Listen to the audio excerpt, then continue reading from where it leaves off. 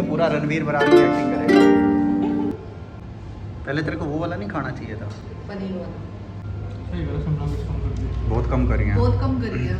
ये वो तो नहीं है इतना चाहिए। चाहिए। हाँ और एक स्वीट कॉर्न हो रहा होगा बस, नहीं यार, थोड़ा अच्छा लगना आना चाहिए अच्छी यार। है। तो यार जैसा आप लोगों ने लास्ट व्लॉग में देखा, हम लोगों ने मोमो ट्राई किए एंड फाइनली जतिन को भी मैंने टेस्ट करवा दिए, उसको भी अच्छे लगे, तो मोमो फाइनल हो चुके हैं।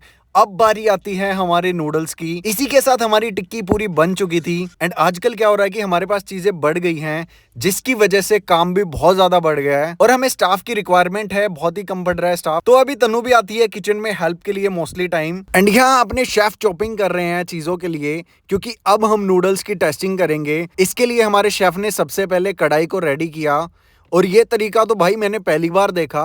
सबसे पहले कढ़ाई को अच्छे से गर्म करते हैं ताकि नूडल चिपके ना, उसको अच्छे से जलाते हैं। तो मैंने शेफ से यही पूछा था कि ये क्या कर रहे हो, तो उन्होंने कहा ये पहली बार करना होता है, उसके बाद कोई जरूरत नहीं डेली करने की। एक बार आप कढ़ाई को अच्छे से जला दोगे, उसमें थोड़ी सी पत्ता गोभी को चॉप करके डाल दो, और वो भी वो वाली डालनी है जो ऊपर के पत्ते होते हैं जो किसी यूज में नहीं आते। तो फटाफट से उन्होंने कैबेज को चॉप किया और उसके बाद कढ़ाई में दे मारा। मैं तो देख के हैरान हो गया कि यार ये क्या चल रहा है, मैंने तो पहली बार देखा सच्ची में। इतना ही नहीं, उसके अंदर उन्होंने नमक भी डाला और उसके बाद उसको अच्छे से स्टेयर किया और फिर धो दिया। मैंने कहा चलो शुक्र है अब तो इस कढ़ाई का पूरा जंग वगैरह सब कुछ खत्म हो गया, अब तो नूडल्स बनने शुरू हो जाएंगे। बट यहाँ पर ये चीज नहीं रुकी। धोने के बाद उसमें एक कड़छी तेल की डाली गई और तेल को अच्छे से पूरी कढ़ाई पे लगाया गया और उसे जलाया गया एंड फिर तेल को बाहर निकालकर थोड़े से उसमें नूडल डाले और फिर मेरे को दिखाया कि देखो ये नूडल अब चिपकते नहीं है। तो ये प्रोसेस बहुत ही ज्यादा इंपॉर्टेंट था। वैसे यार ये बात तो सच है, जब आप किसी एक्सपीरियंस बंदे के साथ काम करते हो, चीजें सीखते हो, बहुत सारी चीजें आपको नई नई पता लगती हैं। एक सेकंड के लिए आपको लगता है कि यार आपको बहुत कुछ सीखना बाकी है अभी, और ये चीज सच भी है। चलो सीखते रहेंगे टाइम के साथ, बट अभी के लिए बहुत सारे ऑर्डर्स हमें खुद के भी हैंडल करने थे, क्योंकि अभी ये चीज हो चुका है यार कि हमें खुद के भी ऑर्डर्स लगाने होते हैं और साथ के साथ शेफ के भी ऑर्डर्स चलते हैं। और आज तो व्लॉग्स देखकर जैसे ही हमारे सब्सक्राइबर्स को पता लगा कि भाई नूडल्स बनने स्टार्ट हो गए हैं, तो एक सब्सक्राइबर आए एंड उन्होंने रिक्वेस्ट की कि भाई प्राइस आप बाद में सेट कर लेना, पहले मेरे को बना के खिला दो। और ये देखो ये मैडम कहाँ चढ़ी हुई है, इसको अच्छे से कढ़ाई दिख नहीं रही थी, इसलिए चेयर पे चढ़ के देख रही है सारी चीजें। ओ हेलो, इसमें मेरी क्या गलती है? तुम लोगों ने शेल्फ इतना ऊंचा बनवाया हुआ है अपने हाइट के अकॉर्डिंग, दूसरों का भी सोचना चाहिए था। हाँ यार ये तो बात सच है। एक्चुअली जिस टाइम पे हम किचन डिजाइन कर रहे थे, उस टाइम पे हमने ये तो सोचा ही नहीं कि अगर कोई कम हाइट के लोग हमारे पास काम करेंगे तो वो मेरी कैसे। कम हाइट नहीं है, मेरी नॉर्मल हाइट हाँ, है। ठीक है। तुम ज्यादा लंबे हो। ठीक है ठीक है ठीक है। तो नॉर्मल हाइट के लोग जैसे काम करेंगे ना, तो उनको प्रॉब्लम होगी, एंड हमने वो अपने अकॉर्डिंग बनवा लिया कि हम कितना मतलब चीज़ों को रख सकते हैं शेल्फ के ऊपर। इसीलिए लोगों को ऊपर चढ़ना पड़ रहा है चेयर पे, और तब जाके ये शेल्फ की चीज़ें दिख रही है। हाँ, तो गलती भी तुम्हारी है, तुमने अपने अपने बारे में सोचा, दूसरों के बारे में भी सोचना चाहिए था, उनको कितनी दिक्कत होगी। चलो ठीक है, नेक्स्ट किचन में हम शेल्फ को अपने सब लोगों के अकॉर्डिंग बनवाएंगे, जो एक स्टैंडर्ड साइज होता है उसके अकॉर्डिंग बनवा देंगे। तो यार अभी शेल्फ को छोड़ो, अभी बात करते हैं अपने नूडल्स के बारे में। तो मैंने ट्राई किए नूडल्स, शेफ ने अभी हाका नूडल बना के खिलाए थे मेरे को, एंड सच्ची में मेरे को बहुत कमाल लगे। बाकी तेरे को कैसे लगे तू बता। मेरे को तो अच्छे लगे, वैसे तुम्हें पता है मेरा noodles one of the favourite है। तभी शायद मैंने ऐड करवाया है। चलो शुक्र है, एक खर्चा तो बचा कम से कम। तो हाका नूडल्स के बाद अपनी बारी थी सिंगापुरी नूडल्स ट्राई करने की, एंड सिंगापुरी में हमने काम किया है। हमने दो वेरिएंट रखे हैं इसके, एक है ईट एंड बाइट स्पेशल, दूसरा है क्लासिक सिंगापुरी। जो क्लासिक सिंगापुरी है उसमें सारी चीजें आएंगी, जैसे पनीर हो गया एंड जो भी अदर आइटम सिंगापुरी में डलती हैं। बट जो हमारी ईट एंड बाइट स्पेशल है उसमें एक और खास चीज आएगी, वो है कैश्यू और पाइनएप्पल। इनका जो कॉम्बिनेशन है ना, मतलब सिंगापुरी में यार one of the best combination है। आप एक बार खा के देखोगे तो सच में उंगलियां चाटते रह जाओगे। एंड इसके साथ ही हमने एक और चीज ऐड की है, वो है विनेगर के अंदर हरी मिर्च को काट कर डाला गया है चॉप करके, और उसका जो टेस्ट आएगा ना, अगर मैं अपनी बात करूं, तन्नू की बात करूं, पर्सनली हमें ये कॉम्बिनेशन बहुत पसंद आता है और इसीलिए हमने इसको ऐड किया है। बाकी जैसे ही नूडल्स का टेस्ट फाइनल हुआ उसी टाइम पर लाइट चली गई, एंड सीरियसली ये लाइट के झटके आजकल किचन में कुछ ज़्यादा ही होने लगे हैं। वैसे तो सर्दियां हैं, कस्टमर को ज़्यादा प्रॉब्लम होती नहीं है और हमें भी थोड़ी आदत हो चुकी है क्योंकि यार जब आपका बजट कम होता है ना, मतलब आप इतना महंगा जो इन्वर्टर है या बाकी चीजें हैं वो अभी के लिए नहीं रख सकते, और सच्ची बताऊं तो इतनी जल्दी नीड भी नहीं है। हमारी मोस्टली चीजें गैस से चल जाती हैं, तो इलेक्ट्रिसिटी की कुछ चीजों में जरूरत होती है। बट अभी मैंने जो देखा, स्टाफ बहुत ज्यादा ट्रेन हो गया है। जैसे ही लाइट गई किसी को कोई फर्क नहीं पड़ा, सब अपना काम आराम से कर रहे थे। हाँ, फोन की फ्लैश लाइट ऑन करके हम सारी चीजें करते हैं, तब तक 5-7 मिनट में लाइट आ गई, और जैसे ही बिजली आई हमारी कॉफी बनकर रेडी हो गई। साथ में थी मैगी, और ये सारी चीजें बनाकर हमने ग्लिच का ऑर्डर भी था, जो हमने हाल ही में गेमिंग पार्लर के साथ कोलैब किया है, तो वहां से भी हमें अच्छे खासे ऑर्डर्स मिलते हैं। और अभी हम चाहते हैं कि दूसरे आसपास के जितने भी सलून्स हैं, पार्लर्स हैं या फिर इंस्टीट्यूट्स हैं, उनके साथ भी कोलैब करें।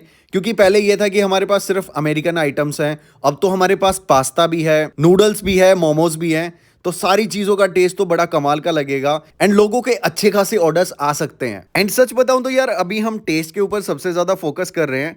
हम नहीं कह रहे कि हम सबसे बेस्ट बनाते हैं, बट अभी हमारा जो भी एक्सपीरियंस है, जो भी हमने सीखा है, जो भी हमारे कस्टमर रिव्यूज हैं, उसके अकॉर्डिंग हमारा टेस्ट बहुत अच्छा है।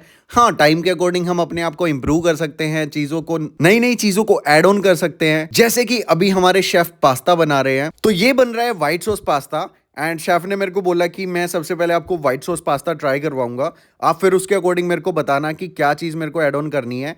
तो मैं सच बताऊं तो मैं और Tannu mostly mix sauce pasta खाते हैं, बट व्हाइट सॉस पास्ता हम पहली बार इतने सालों में ट्राई करने वाले हैं। उसके साथ साथ कुछ ऑर्डर्स लगे हुए थे, तो मैं पिज्जा का ऑर्डर बनाने लगता हूं, दूसरी साइड शेफ अपना काम करते जा रहे थे। अभी हमारे पास स्टाफ की थोड़ी कमी है, हम न्यू हायरिंग भी करने वाले हैं, क्योंकि यार सारी चीज़ें मैनेज करना एक साथ पॉसिबल नहीं हो पाता।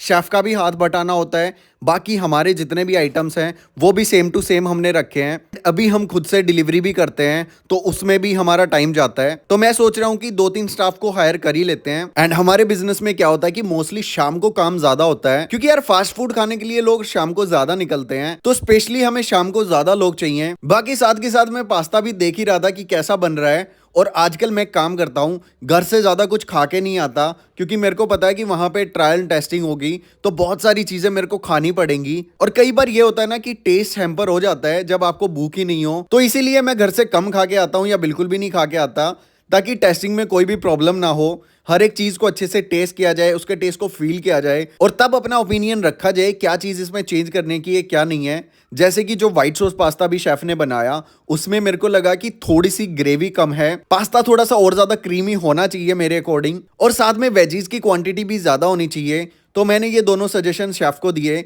बाकी मसाला से लेकर सब कुछ परफेक्ट था, तो शेफ ने कहा कि हाँ ये चीजें तो हम कर सकते हैं। बाकी यार पास्ता और मोमोज के कॉस्टिंग के बाद बारी आती है नूडल्स की कॉस्टिंग निकालने की, क्योंकि मुझे अभी तक आइडिया नहीं है कि नूडल्स में कितना क्या कुछ खर्चा होता है।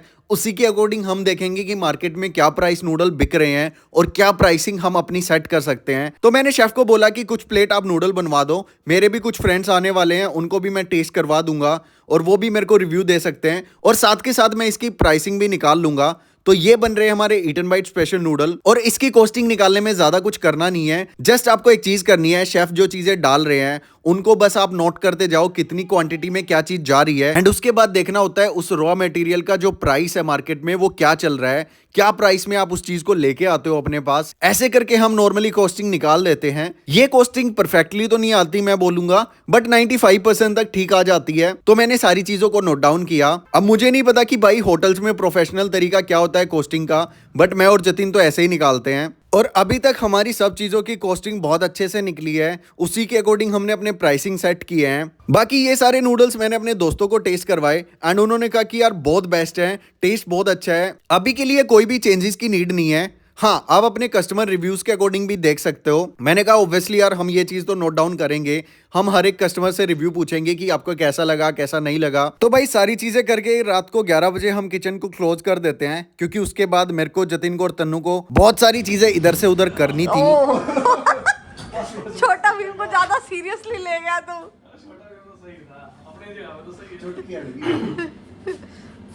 नहीं, बाहुबली। रात के बज रहे हैं 11 and I am feeling low.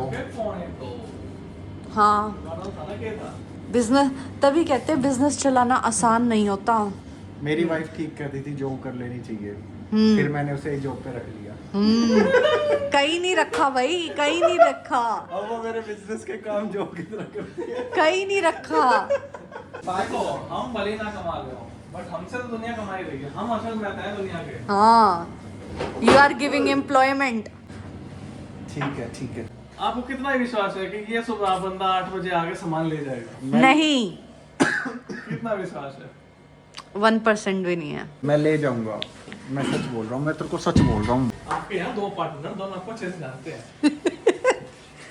मैं तो तुम्हारे सैड एक्सप्रेशंस दिखा रही हूँ। तू इतनी खुश क्यों है मेरे को साइड देख के?